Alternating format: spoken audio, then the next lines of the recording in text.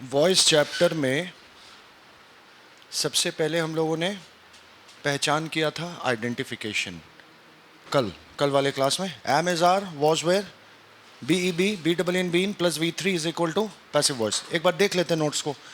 कल जो हम लोगों ने वॉइस को शुरू किया था उसमें आइडेंटिफिकेशन पहचान am is are was were be E B B double N been plus V three is equal to passive voice. और हम लोगों ने कल देखा था इसके अलावा कोई भी वर्ब का ढांचा दिखे तो उसको आंख मूंद कर एक्टिव वॉइस बोलेंगे। चूँकि किसी भी परीक्षा में कंपलसरी इंग्लिश यूपीएससी वाला हो या एनी एग्जाम वेयर ये क्वेश्चंस आएगा वॉइस का, तो ऊपर में आपको कल मैंने वो निर्देश दिखाया था कि चेंज द वॉइस लिखा रहेगा। ये नहीं लिखा रहेगा कि वाक्य एक्टिव में इसको पैसिव में बदलिए, या ये नहीं लिखा रहेगा ये वाक्य पैसिव में इसको एक्टिव में बदलिए। वो लिखा रहेगा चेंज द वॉइस, जिससे ज़रूरत महसूस हो गई कि पहले आइडेंटिफिकेशन हम लोग कर लें कि वाक्य एक्टिव में है या पैसिव में। उसके बाद हम लोगों ने बात किया, चूंकि मैथमेटिक्स नहीं है भाषा है, बहुत सारे ऐसे एक्टिव वॉइस के वाक्य हैं जिसको पैसिव वॉइस में बदलने से उसका अर्थ मान्य नहीं होता है। तो उस वजह से हम लोगों ने देखा कि कौन से एक्टिव वॉइस के वाक्यों को पैसिव में नहीं बदल सकते। तो उसके लिए मैंने आपको 5 रूल्स दिए थे। वो 5 कॉन्सेप्ट का जरा अध्ययन करते हैं। कॉन्सेप्ट नंबर 1, निम्नलिखित मुख्य वर्ब्स को एक्टिव से पैसिव में नहीं बदला जा सकता है। और उसके नीचे आपके पास लिस्ट है कि इंग्लिश लैंग्वेज में फिक्स्ड उतने मुख्य वर्ब्स हैं जिसका होना ही पर्याप्त है कि उस वाक्य को गलती से भी हम लोग एक्टिव से पैसिव में ना बदलें। रूल नंबर 2, यदि हेल्पिंग वर्ब ही मुख्य वर्ब हो। वर्ब और टेंस के क्लास के बाद हमें भली भांति मालूम है आइडेंटिफिकेशन कि सहायक वर्ब के साथ अगर मुख्य वर्ब नहीं है तो सहायक वर्ब खुद ही वाक्य में मुख्य वर्ब होगा, और सहायक वर्ब अगर मुख्य वर्ब है तो वॉइस चैप्टर का रूल्स ऑफ नॉन कन्वर्शन का रूल नंबर 2, वैसे वाक्यों को हम लोग एक्टिव से पैसिव में नहीं बदलेंगे। रूल नंबर 3, यदि वाक्य में क्या नहीं हो, ऑब्जेक्ट नहीं हो, तो उस वाक्य को भी एक्टिव से पैसिव में नहीं बदलेंगे।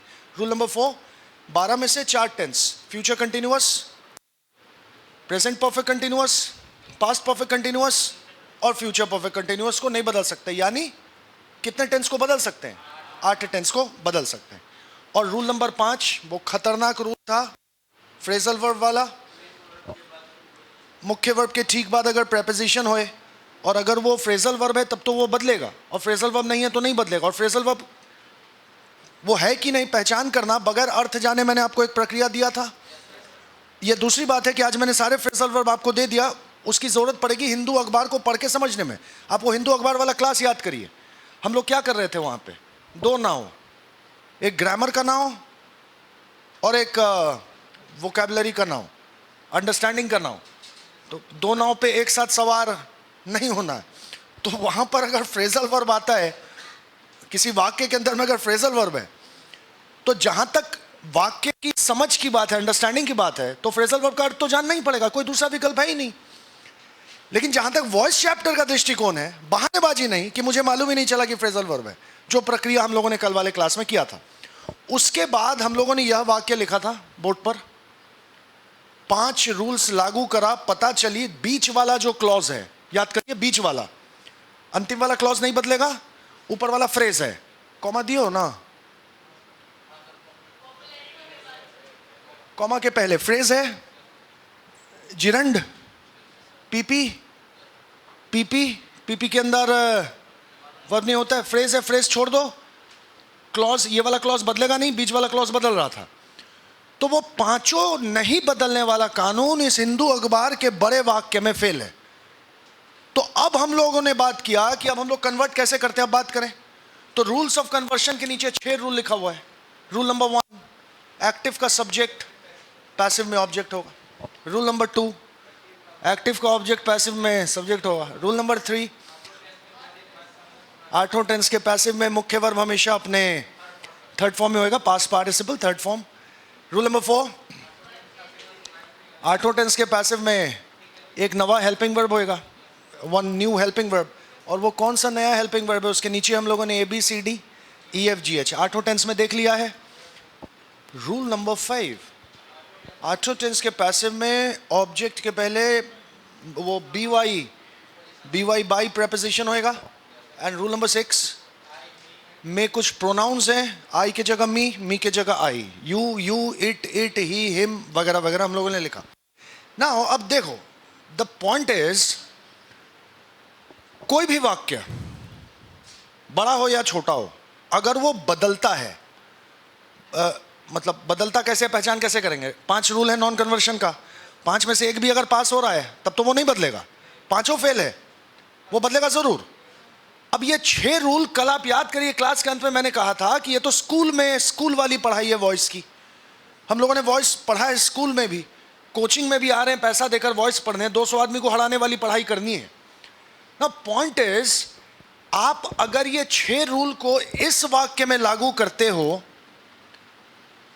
सिंपल सा ये वाक्य है, आई एम राइडिंग बाईसाइकिल्स। अब यार इस वाक्य में अगर आप लागू करते हो, ये 6 रूल ही पर्याप्त है। This is the subject, object कौन? Verb, tense, present continuous. Rule number 2, rule number 2, active का ऑब्जेक्ट पैसिव का सब्जेक्ट बनेगा। तो ये 6 रूल से, बाईसाइकिल से पैसिव वॉइस वाला वाक्य शुरू होगा, कुछ मत लिखिए फिलहाल, बाईसाइकिल्स आ गया। रूल नंबर 3 पर आइए, 3 नंबर रूल, आराम से। 3 नंबर रूल में A B C D E F, number G पर आइए, नंबर जी, 3 का number G. Am is are plus being, present continuous है, बाईसाइकिल्स है, तो ए आर ई आर होगा, यस और नो। और नया हेल्पिंग वर्ब कौन सा होगा? B E I N G, being, bicycles are being. Rule number 4, sorry rule number 3, मुख्य वर्ब हमेशा राइट का थर्ड फॉर्म, इरेगुलर वर्ब 190 वाला लिस्ट याद करो, रिडन, रिडन 190 इरेगुलर वर्ब में है ना राइड, तो क्या आना चाहिए? रिडन। बाई, आई के जगह मी। अब आप मुझे एक बात बताओ, ये 6 रूल पर्याप्त है इस वाक्य को बदलने के लिए? लेकिन ये 6 रूल पर्याप्त नहीं है हिंदू अखबार के इस बड़े वाक्य को बदलने के लिए, बगैर शब्दों का अर्थ जाने। क्यों? पहला दिन याद करिए, दुनिया के किसी भी वाक्य में ज्यादा से ज्यादा कितने चीजें हैं? 5 है। कौन कौन? एपीपीपी, सब्जेक्ट ऑब्जेक्ट, वर्ब, वर्ब है तो किसी ना किसी टेंस में होगा ना। पहला 6 कन्वर्शन के रूल में वाक्य के 5 चीजों में से कितने चीजों का संबोधन हो चुका है? वाक्य में 5 चीजें हैं। वॉइस चैप्टर के पहले 6 रूल में 5 में से कितने चीजों का संबोधन हो चुका है? How many things have been addressed? Subject के विषय में बात हो चुका है, ऑब्जेक्ट के विषय में बात हो चुका है, वर्ब के विषय में बात हो चुका है। बचा कौन? एपी और पीपी। यहां से गेम चालू होगा हमारे वॉइस का। Concept number 7, let's point it out. Number 7, active voice के वाक्य में यदि कोई, एक्टिव वॉइस के वाक्य में यदि कोई एपी, पहले एपी की बात करेंगे फिर पीपी की बात करेंगे। एक्टिव वॉइस के वाक्य में यदि कोई एपी हो, तब वह एपी जिस शब्द के साथ है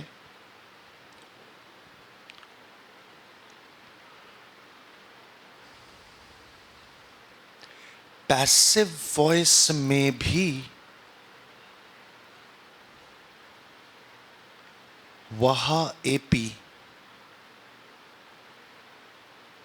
उसी शब्द के साथ रहेगा।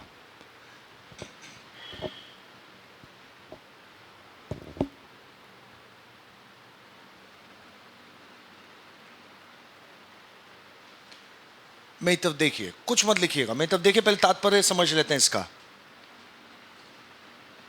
He was instigating the contractor who was demanding tranquility. AP है,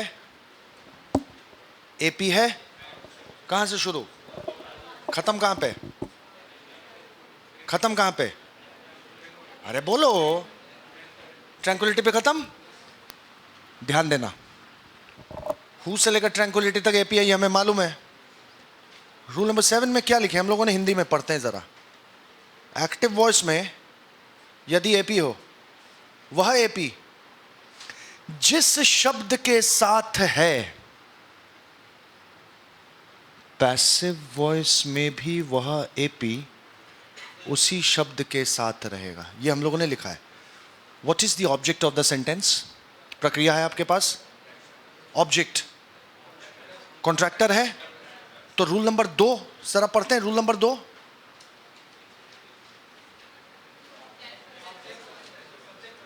एक्टिव का ऑब्जेक्ट पैसिव का सब्जेक्ट होगा. तो इस वाक्य को जब आप पैसिव में लोगे तो ये वाला अंग्रेजी का शब्द सब्जेक्ट होते हुए पैसिव वॉइस के वाक्य के शुरू में होगा. नहीं समझे? तो ये वाला जो एपी है, ये हम साथ साथ है. क्यों जी? तो ये इसके साथ बोलेगा, भाई साहब आप जहां भी जाओगे हम भी आपके साथ चलेंगे. ठीक है? Any confusion? No bloody confusion. You check this sentence, this got an AP which brought, और the AP ends here. AP यहीं पे खत्म हो रहा है क्योंकि यहां से पीपी चालू हो रहा है. ये किस शब्द के साथ है? प्रोग्राम के साथ है, सब्जेक्ट है. चेक करो, प्रक्रिया घुसेड़ो. सब्जेक्ट है, नहीं है? सब्जेक्ट है.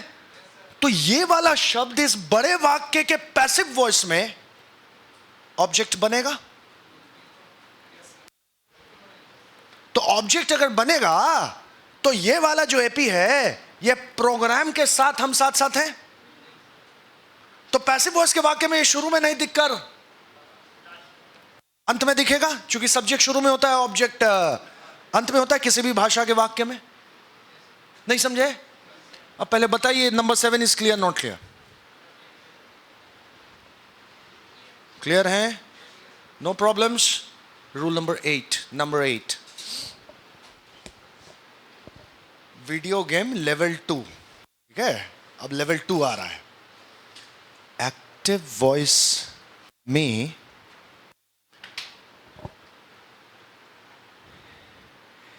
एपी के बाद, पहले नहीं बाद, एक्टिव वॉइस में एपी के बाद यदि कोई पीपी हो, पीपी मतलब प्रेपोजिशनल फ्रेज हो, एक्टिव वॉइस में एपी के बाद यदि कोई पीपी हो, ब्रैकेट लगा दीजिए वहां पे. एक ब्रैकेट के अंदर लिखते हैं एक हो या एक से अधिक, ब्रैकेट बंद.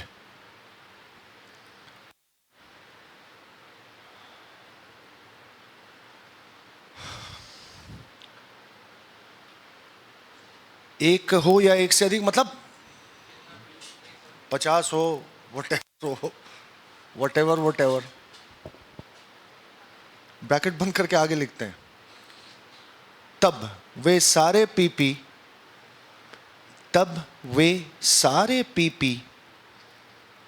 पैसिव वॉइस में भी,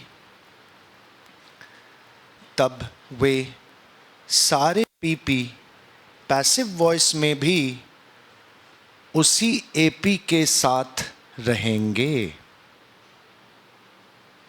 तब पैसिव वॉइस में भी वे सारे एपी के साथ ही रहेंगे. नाउ तात्पर्य क्या है? एकदम clear cut. Look at me. इस वाक्य को ना थोड़ा सा आगे बढ़ाते हैं, मेरे साथ रहना, सब प्रक्रिया है आपके पास। This is the subject, this is the verb, what is the tense? Past continuous. This is the object, this is an AP. Now let's increase the sentence a bit. वाक्य को थोड़ा सा आगे बढ़ाते हैं। He was instigating, the contractor was demanding tranquility amid the restrictions across the tender. अब आप इस वाक्य को देखो, मैं पहले कुछ बोलूंगा, आप बताना सही की गलत, आपके पास है प्रक्रिया। इस वाक्य में एपी के बाद मैं कहता हूं 2 पीपी है। यस और नो? पहला पीपी, दूसरा पीपी, ये वाला कहां पे खत्म और ये वाला टेंडर पे। रूल नंबर 7 का एक रीडिंग लगाते हैं। हिंदी में क्या लिखा हमने के बाद पढ़ते हैं उसको।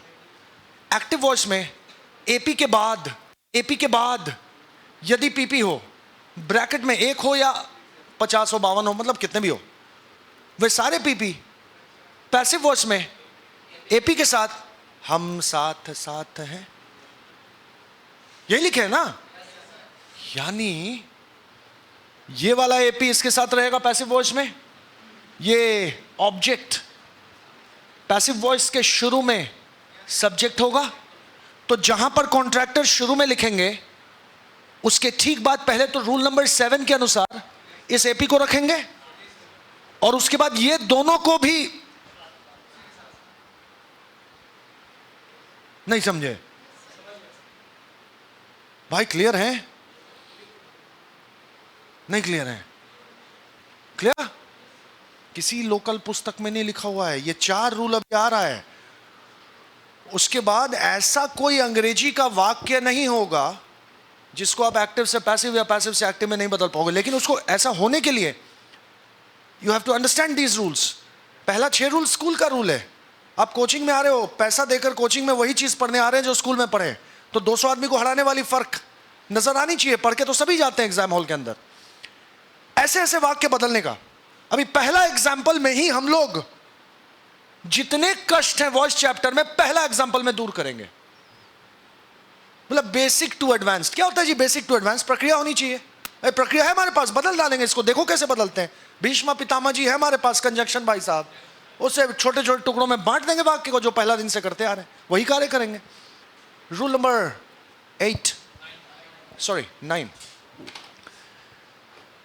रूल नंबर 9 में लिखते हैं कि एक्टिव वॉइस में सब्जेक्ट तथा वर्ब के बीच में, एक्टिव वॉइस में सब्जेक्ट तथा वर्ब के बीच में यदि पीपी हो, पीपी, अब पीपी की बात कर रहे हैं।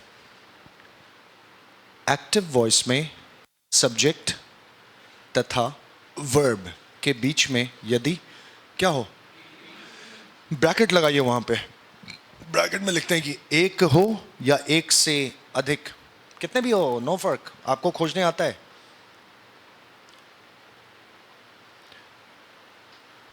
ब्रैकेट को बंद करके आगे लिखते हैं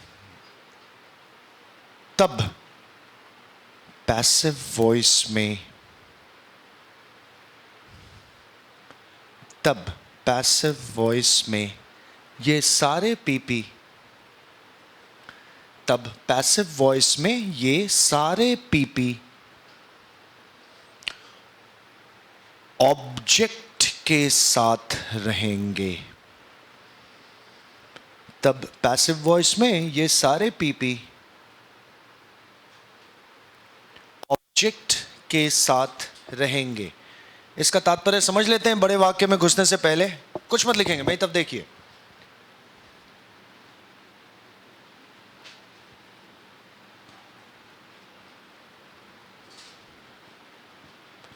The professor of the university along with his associates, is supposed to address the convocation on Monday. Okay, now प्रक्रिया के अनुसार पहले तो आप ये बताओ वाक्य का सब्जेक्ट कौन? प्रोफेसर सब्जेक्ट, ठीक है. प्रक्रिया के अनुसार ये शब्द सब्जेक्ट है. What is the verb?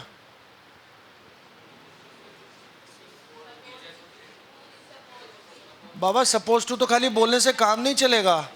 पूरा वर्ब, पूरा टेंस करके वॉइस चैप्टर में घुसे हुए हम लोग. कौन है वर्ब? वर्ब सिंपल क्वेश्चन है. वर्ब कौन है? बोलना पड़ेगा ना. वर्ब होगा? yes or no? am is are supposed to, simple future tense. Now what is the object? convocation object होगा? होगा ना? नहीं होगा? convocation object. गौर से देख के बताइए, सब्जेक्ट और वर्ब के बीच में पीपी है? नहीं है. सब्जेक्ट और वर्ब के बीच में पीपी है? सब्जेक्ट वर्ब दो पीपी है. दिख गया? रूल का एक रीडिंग लगाते हैं वहां पे. एक्टिव वॉइस में सब्जेक्ट और वर्ब के बीच में यदि पीपी हो, एक हो या, तो पैसिव वॉइस में ये सारे पीपी हमने लिखा है ऑब्जेक्ट के साथ रहेंगे. अरे बाबा तो यही शब्द ना ऑब्जेक्ट होने वाला है. नहीं समझे? समझे नहीं समझे? रूल नंबर 1 रीडिंग लगाते हैं. एक्टिव वॉइस का सब्जेक्ट पैसिव वॉइस का यही वाला शब्द ऑब्जेक्ट बनेगा. तो रूल नंबर 9 के अनुसार ऑब्जेक्ट प्रोफेसर शब्द जो ऑब्जेक्ट बनेगा उसके साथ ये दोनों पीपी आएगा. नहीं समझे? Clear not clear? क्लियर है? Rule number 10. Rule number 10, active voice के वाक्य के अंत में, एक्टिव वॉइस के वाक्य के अंत में यदि पीपी हो, शुरू में या अंत में? अंत शब्द को भाई अंडरलाइन कर लीजिए आप. That's the buzzword, that's very important. हाँ, तो हमने क्या लिखा है? एक्टिव वॉइस के अंत में यदि क्या हो, ब्रैकेट लगाइए. ब्रैकेट के अंदर क्या लिखना है? एक हो या एक से अधिक हो. ब्रैकेट को बंद कर देंगे.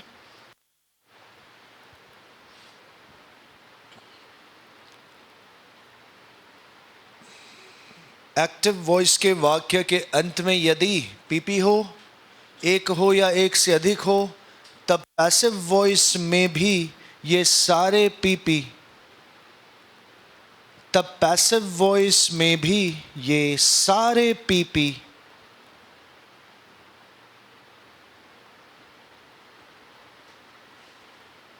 अंत में ही रहेंगे. अंत में ही रहेंगे.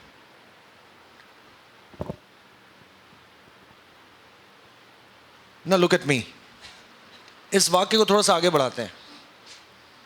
The professor of the university along with his associates is supposed to address the convocation on Monday for the research paper including all the thesis clauses. Active voice के वाक्य के अंत में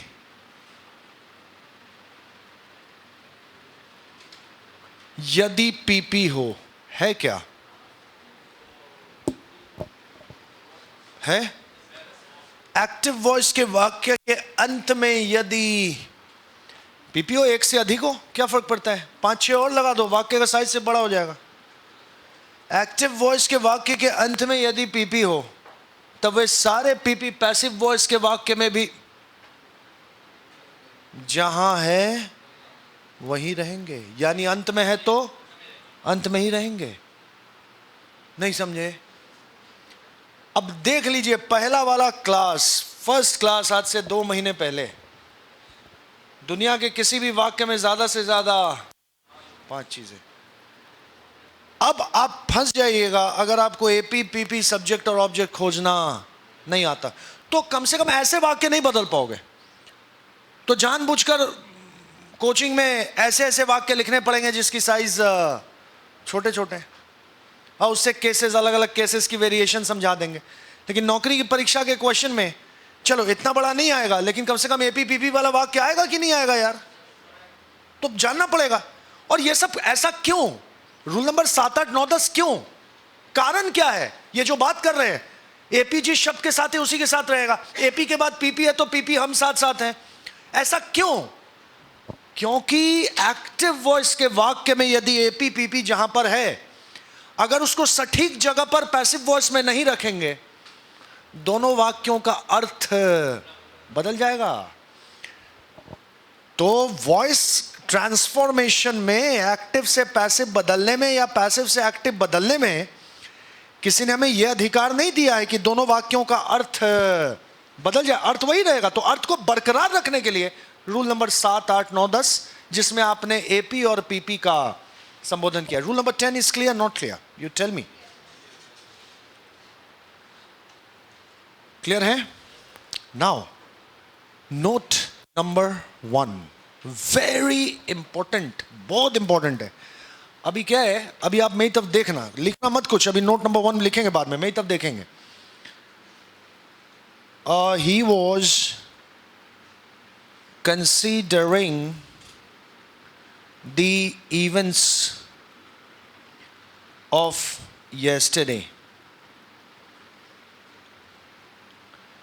पीपी है, कहां से खत्म, कहां? रूल नंबर 10 का रीडिंग लगाते हैं। एक्टिव वॉइस के अंत में अगर पीपी हो, पैसिव वॉइस में भी अंत में रहेगा। तो इस वाक्य का जो पैसिव होगा, रूल 10 के अनुसार ये वाला पीपी को अंत में रहना चाहिए। अभी तो वही सीखा है हमने, लेकिन ऐसा नहीं है, ऐसा नहीं है। अब इसको समझ लो अच्छे से। पीपी किससे शुरू होता है? प्रेपोजिशन से। सारे प्रेपोजिशंस है आपके पास इंग्लिश लैंग्वेज में, नो बहानेबाजी। सारे प्रेपोजिशन में से इकलौता एक प्रेपोजिशन, एक, कौन? सारे प्रेपोजिशंस में से एक प्रेपोजिशन OF, ऑफ, से जो पीपी शुरू होगा, वो रूल नंबर 8, 9, 10 को फॉलो नहीं करेगा, रूल नंबर 7 को फॉलो करेगा। 7 नंबर का रीडिंग लगाते हैं। 7 नंबर में हम लोगों ने लिखा था, एपी जिस शब्द के साथ है उसी के साथ रहेगा। ऑफ से अगर कोई पीपी शुरू होगा, ये रूल नंबर 8, 9, 10 को फॉलो नहीं करके एपी के रूल को फॉलो करेगा। वो जिस शब्द के साथ है, पैसिव वॉइस में भी उसी के साथ रहेगा। चूंकि ऐसा नहीं करने पर वाक्य का अर्थ बदल जाए। You tell me, this is clear, not clear? Clear हो? Note number 1 extremely important. Note number 1 में लिखते हैं कि OF, ऑफ, वाला पीपी, OF, ऑफ वाला पीपी एक्टिव वॉइस के वाक्य में जिस शब्द के साथ है,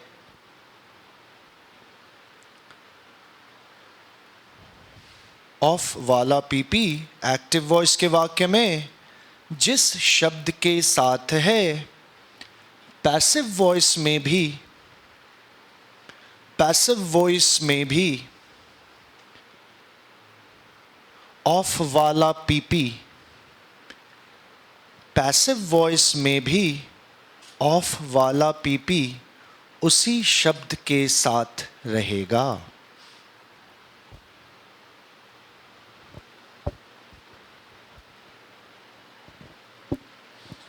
ठीक है, यहां तक अगर समझ गए हो, एक दो और सिंपल नोट्स आएंगे कंजंक्शंस और फ्रेजेस के संबंध में, जिसके विषय में हमें मालूम है, हिंदू अखबार में हम लोग खोज के निकाल रहे हैं उसको, है ना।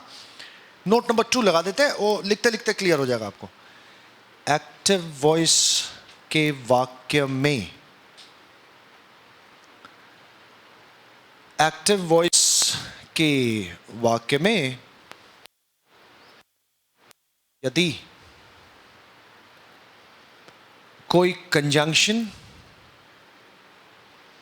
सारे कंजंक्शंस है आपके पास, एक्टिव वॉइस के वाक्य में यदि कोई कंजंक्शन या phrase, what is a phrase, verb नहीं हो, एक्टिव वॉइस के वाक्य में यदि कोई कंजंक्शन या फ्रेज हो, तब पैसिव वॉइस में इन दोनों को, तब पैसिव वॉइस में इन दोनों को बगैर बदले हुए, तब पैसिव वॉइस में इन दोनों को बगैर बदले हुए जहां है वहीं पर रखना है। एक तो बदलना नहीं है, दूसरा उसका जगह भी चेंज नहीं करना है, जहां है वहीं पर रखना है, यथास्थान रखना है, as it is where it is basis. चलिए, अब हमारे पास 10 रूल है और नोट नंबर 1 है, और कल वाले क्लास में हमने देखा था ये वाक्य बदलेगा जरूर, तो इसमें अब चूंकि पूरा कॉम्प्रहेंसिव रूल्स आ गए हमारे पास, इसको लागू करते हैं। नहीं बदलने वाला कानून जब लागू किए थे फेल हो गया था, यानी वाक्य एक्टिव से पैसिव में जाएगा 100%। Now this part is a phrase, पक्का? तो नोट नंबर 2 के अनुसार, नोट नंबर 2 के अनुसार इस हिंदू अखबार के बड़े वाक्य को जब आप पैसिव में लोगे तो यहीं से शुरू होगा, पैसिव वॉइस वाला भी यहीं से शुरू होकर कॉमा तक हूबहू लिखेंगे, लिखिए हूबहू, यहां से यहां तक तो पहले आप हूबहू लिखिए। पहला एग्जांपल है हमारा, तो rising on the characteristic wave of popularity, comma, वहां तक तो लिखेंगे चूंकि फ्रेज है नोट नंबर 2 के अनुसार।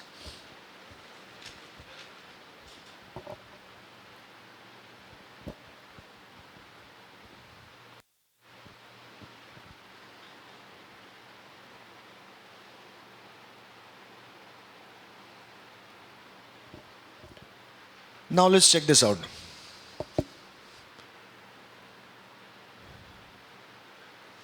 This is a conjunction. 20 number. Comma is a conjunction. This is a conjunction. अब ये वाला भाग clause की phrase. Clause है? Verb. Verb.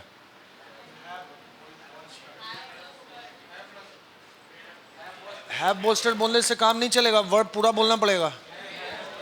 May have bolstered. Right? What is the tense?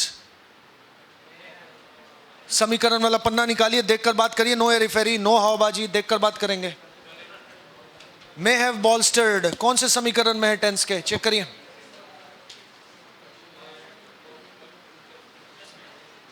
Future बोल के कोई टेंस है, अजीब हाल है, सटीक टेंस बताइए कौन सा। फ्यूचर परफेक्ट टेंस है, पक्का? फ्यूचर परफेक्ट टेंस है। विल हैव हो, वुड हैव हो, सबका अर्थ है हमारे पास। Now what is the subject of this clause?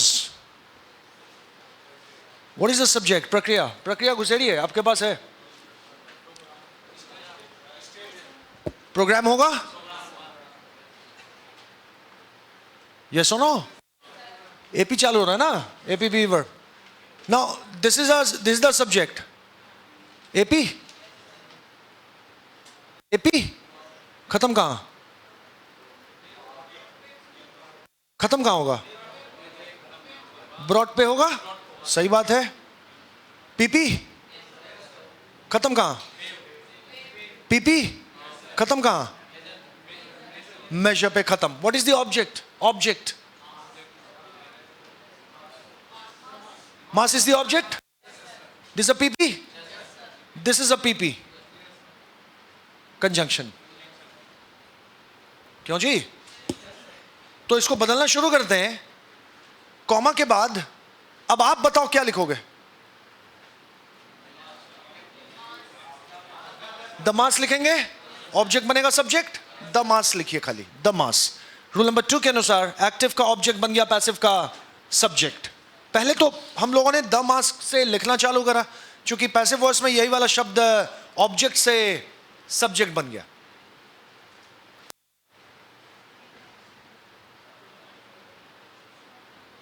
Note number 1, note number 1,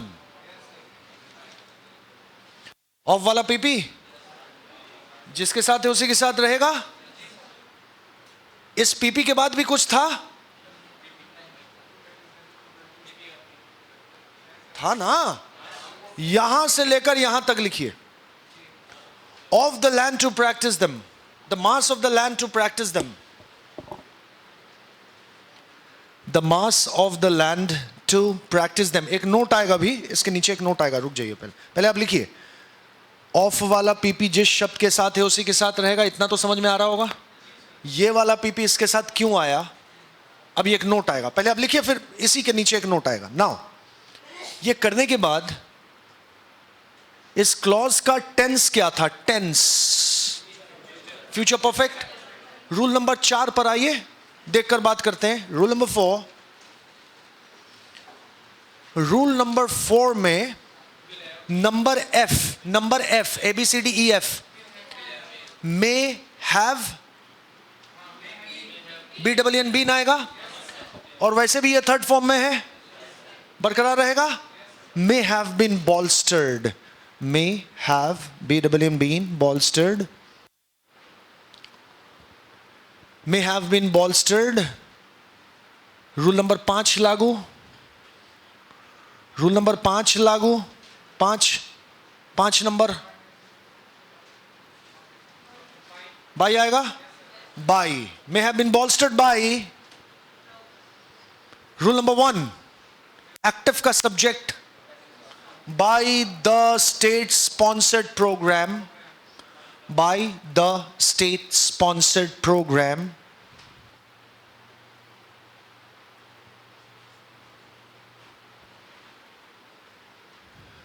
programme तब लिखे हैं। रूल नंबर 7 और रूल नंबर 8 लागू, ध्यान से पढ़ के देखिए क्या हो रहा है। 7 और 8 दोनों लागू है, इस पे चेक करिए, नहीं है कि नहीं है, आप बताओ। है तो प्रोग्राम के साथ ये तो रहेगा ही, और एपी के बाद कितने भी पीपी हो वो भी एपी के साथ साथ साथ है वाला फॉर्मूला। तो यहां तक लिखिए, which brought in a new wave of healthcare measure.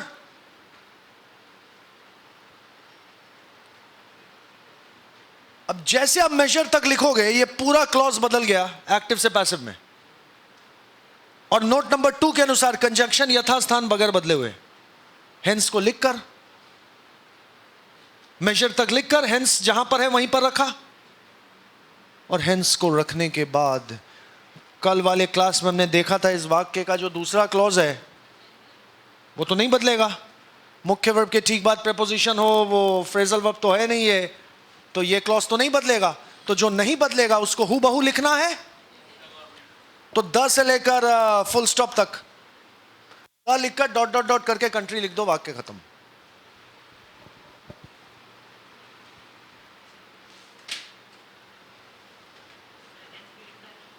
Note number 2, अब मुझे नहीं मालूम, अब आपको पढ़ना है। नोट नंबर 2 में हिंदी में क्या लिखे, नोट नंबर 2 में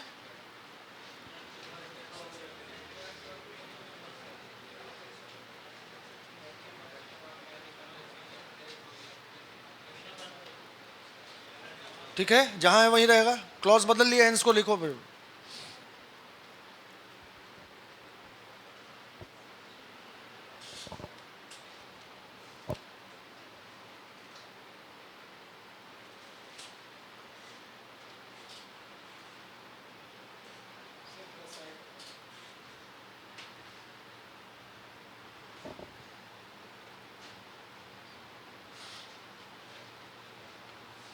tell me this sentence is clear not clear? ये वाला वाक्य क्लियर है कि नहीं क्लियर है, पहले तो आप ये बताओ। क्लियर? बस एक बात और लास्ट हमें देखना है। अच्छा एक सेकेंड, नोट नंबर 1 पर आते हैं। एक बार नोट नंबर 1 का रीडिंग लगाते हैं। ऑफ वाला पीपी एक्टिव वॉइस के वाक्य में जिस शब्द के साथ है उसी के साथ रहेगा। तो उसके अनुसार ऑफ वाला पीपी मास के साथ था, तो पैसिव वॉइस में भी आपने मास के साथ ही लिखा है। इस वाक्य में ऑफ वाले पीपी के बाद भी एक पीपी था ना? तो आपने ये वाला पीपी को भी ऑफ वाले पीपी के साथ ही रखा है पैसिव वॉइस में? पहले चेक करिए हाँ कि ना रखा है। एक इंपॉर्टेंट नोट लगा दीजिए वाक्य के नीचे। एक्टिव वॉइस के वाक्य में, अरे इस वाक्य को इतना देर से क्या लिख रहे हो यार? यहां लिखकर डॉट डॉट डॉट करके कंट्री लिखकर छोड़ो ना यार। क्या है कूली वाला मेहनत करते हो, पसीना बहाने वाला झूठ मूठ का लिखे जा रहे हैं, लिखे जा रहे हैं। अरे कल वाले क्लास में देखा था, नहीं बदलेगा नहीं बदलेगा, उठा के फेंको कचरे के डब्बे में। यही है ना ऑब्जेक्टिविटी। इतना बड़ा वाक्य एग्जाम में नहीं आएगा। ये आपको समझाने के लिए मैंने दिया कि हिंदू अखबार में घुस जाओ। किसी ने मुझसे कहा वॉइस चैप्टर पढ़ा लियो ना, प्रैक्टिस के लिए क्वेश्चन दो। मैंने कहा कितने क्वेश्चन चाहिए? कहता है 100-150। तो पुस्तक में 100-150 क्वेश्चन था, मैंने दे दिया। 2 दिन बाद आके कहता है 100 क्वेश्चन और दो, बदलेंगे एक्टिव से पैसिव में, प्रैक्टिस सॉलिड होगा। मैंने कहा बात तो सही है, मैं तुमको 1 करोड़ क्वेश्चन देता हूं। कहता देखो मजाक मत करो मेरे साथ, मेरा अंतिम साल है, पक्का ना 1 करोड़? बोले नहीं 10 करोड़। बोले पक्का? बोले हाँ पक्का। कहता लाओ। हम बोले लो, हिंदू अखबार पकड़ा दिए। इसलिए मजाक कर रहा हूं। मार्केट से आप पुस्तक खरीदोगे तो उसमें वॉइस चैप्टर का एग्जाम्पल ले लो या किसी भी चैप्टर का एग्जाम्पल ले लो, उसमें जो एग्जाम्पल्स रहेंगे उसका साइज बड़ा तो हो ही नहीं सकता है ना, प्रकाशन का कॉस्ट भाग जाएगा। अरे कॉमन सेंस यार, पुस्तक मोटी हो जाएगी। अब वॉइस चैप्टर बेशक आप सप्ताह में 1 बार प्रैक्टिस करो, लेकिन प्रैक्टिस कहां से करो? द हिंदू से एट रैंडम आंख मूंद के उंगली लगाओ, ये वाक्य step by step. Step number 1 पहचान अभियान, एक्टिव है कि पैसिव है। स्टेप नंबर 2 जहां पता चला एक्टिव है, कूली वाला मेहनत नहीं, पहले बदलेगा भी कि नहीं बदलेगा? नहीं बदलेगा, बात हो गई खत्म। None of the above, no correction required. अब बदलेगा, 10 रूल है नोट के साथ, वो प्रैक्टिस है। और ये वजह है कि कॉन्वेंट स्कूल के बच्चे कभी भी कोचिंग में नहीं जाते हैं, क्योंकि एक बार जो उन्होंने कर लिया स्कूल में, तो they will never be required to do that again in their lives. It will be ingrained inside the memory. ये कारण है। खैर नोट में लिखते हैं, क्या लिखे हैं अभी तक उसमें? एक्टिव वॉइस के वाक्य में ऑफ वाला पीपी,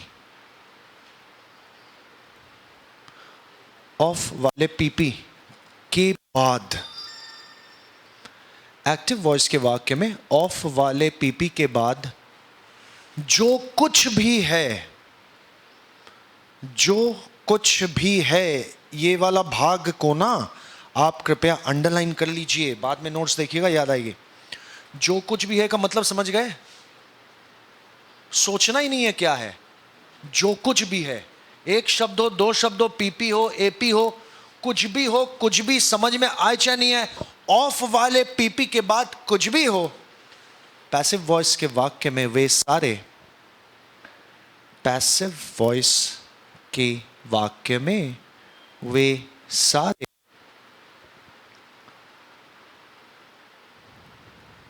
पैसिव वॉइस के वाक्य में वे सारे उस ऑफ वाले पीपी के साथ ही रहेंगे।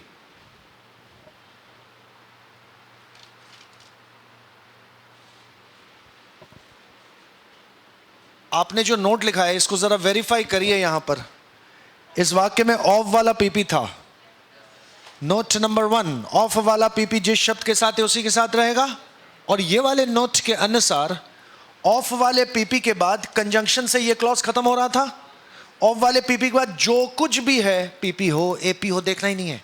भाषा क्या है हमारी, ऑफ पीपी के बाद जो कुछ भी हो। तो इसको ऑफ वाले पीपी के साथ ही आपने रखा है, चेक करिए।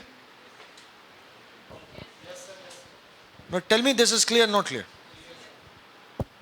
Clear? Next example, अपने से बदलिएगा, मैं डिक्टेट कर रहा हूं आपको।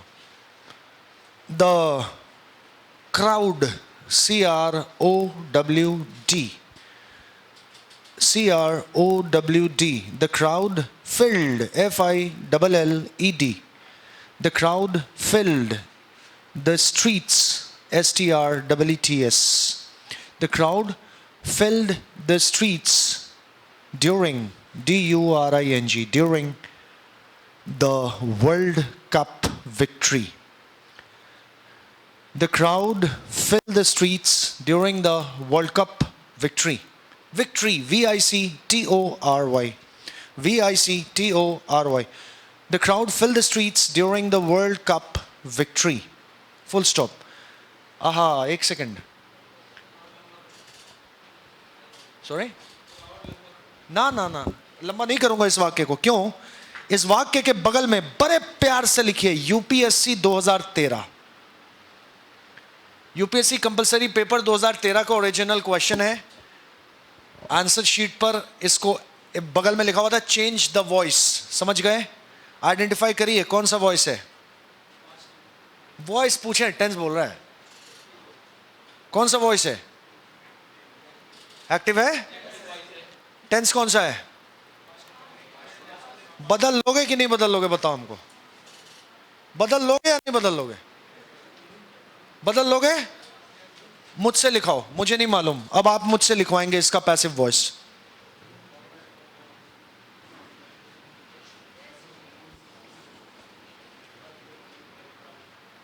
कहां से शुरू करेंगे? लिखना कहां से शुरू करेंगे? द स्ट्रीट से? द स्ट्रीट्स, उसके बाद आप बताओगे, मुझे अब नहीं मालूम।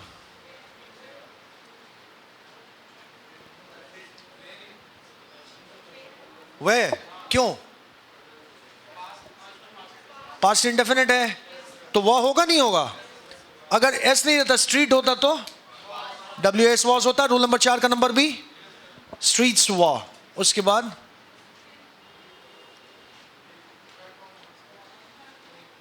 वह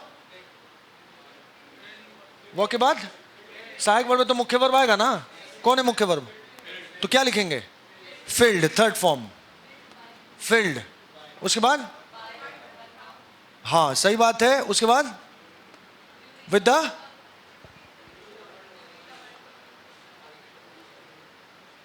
सब्जेक्ट बनेगा ऑब्जेक्ट। सब्जेक्ट कौन है? With the crowd. लास्ट में पीपी था, पीपी था ना। रूल नंबर 10, पीपी अंत में है तो अंत में ही रहेगा। ड्यूरिंग द,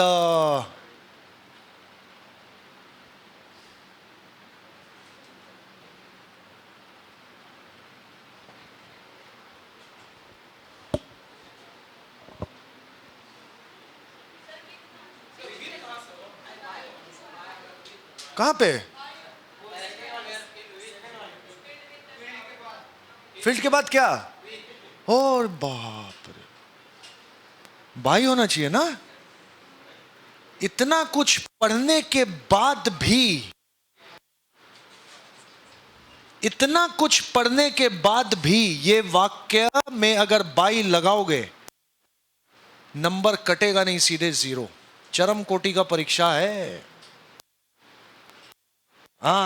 यहां से शुरू करते हैं महाभारत का दूसरा अध्याय। रूल नंबर 5 पर आइए। मजाक हो रहा है नहीं, बहुत आसान है जिंदगी। बरेली का, अरे बाप रे, शौक तो पाले हुए हैं solid. District magistrate, come on. Rule number 5 की भाषा की रीडिंग लगाते हैं एक साथ। रूल नंबर 5 में हम लोगों ने कौन से भाषा का प्रयोग किया, जरा पढ़ते हैं उसको। आठों टेंस के पैसिव वॉइस में ऑब्जेक्ट के पहले हमेशा बाई का प्रयोग होगा। है? अच्छा, सामान्यता है। बाप रे बाप, यानी हमेशा नहीं, सामान्यता। यानी बहुत सारे ऐसे पैसिव वॉइस के वाक्य हैं जिसमें बाई का प्रयोग नहीं हो। अब हमें यह सीखना है कि कौन से पैसिव वॉइस के वाक्य में बाई का प्रयोग अगर नहीं होगा तो कौन सा उपयुक्त प्रेपोजिशन लगेगा। सिंपल सा वाक्य है, मैं तब देखो, very simple. He is troubling me. Object है, सब्जेक्ट है, वर्ब है। ऑब्जेक्ट बनेगा subject, present continuous tense, trouble का third form,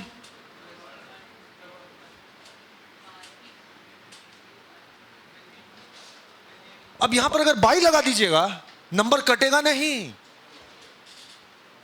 you will get a 0। यानी अब आपके अंदर यह सवाल होना चाहिए कि मास्टर यह सिखाओ कि कहां कहां बाई का प्रयोग नहीं होगा, तो वो सामान्यता का जस्टिफिकेशन हमें मिल जाएगा।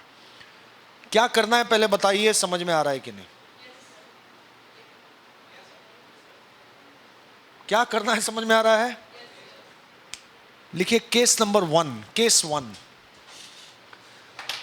एमबीबीएस करके डॉक्टर जिस दिन निकलता है ना कॉलेज से, उसी दिन उसको ऑपरेशन टेबल पे अगर डाल दिया जाए, मरीज साफ हो जाएगा। रूल पढ़ने से नौकरी का परीक्षा पास नहीं होगा। अब हमें प्रैक्टिस करना पड़ेगा। जैसे डॉक्टर प्रैक्टिस करता है, जिसकी प्रैक्टिस जितनी अच्छी होती है उसको उतना सॉलिड डॉक्टर माना जाता है। तो similarly you have gone through the cases with me. आपके पास सारे कॉन्सेप्ट्स हैं, step by step. Video game level 1 identification, level 2 नहीं बदलने वाला कानून, लेवल 3 बदलने वाला कानून। बड़ा वाक्य हमने बदला, सब चीज़ अपने जगह पर है।